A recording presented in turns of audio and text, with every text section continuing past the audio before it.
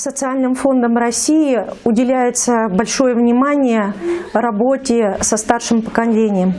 И в рамках национального проекта «Семья» федеральная программа есть, да, «Старшее поколение», и все отделения по Российской Федерации участвуют в этом проекте. Проект называется «Центры общения старшего поколения», и с 2023 года на территории республики на площадках клиентских служб уже открыто порядка 9 центров общения старшего поколения. И сегодня в клиентской службе по Мегино-Кангаласскому району мы открываем 10-й центр общения старшего поколения.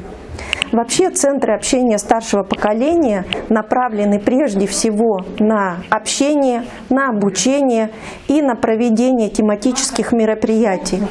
Конечно же, для нас очень важно взаимодействие с нашими пенсионерами, с нашими людьми, которые получают прежде всего услуги Фонда пенсионного и социального страхования Российской Федерации.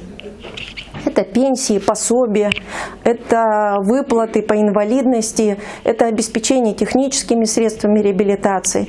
И открывая сегодня центры общения старшего поколения, нацелены прежде всего на информирование, на обучение финансовой грамотности, компьютерной грамотности, проведение мастер-классов. И, конечно же, нам бы очень хотелось, чтобы сегодняшнее открытие центра общения старшего поколения как можно больше привлекло внимание наших уважаемых пенсионеров и серебряных волонтеров. Те мероприятия, которые будут осуществляться по плану и проводиться здесь, в клиентской службе, будут ежемесячно обновляться, и мы ждем активистов и активно, чтобы принимали участие.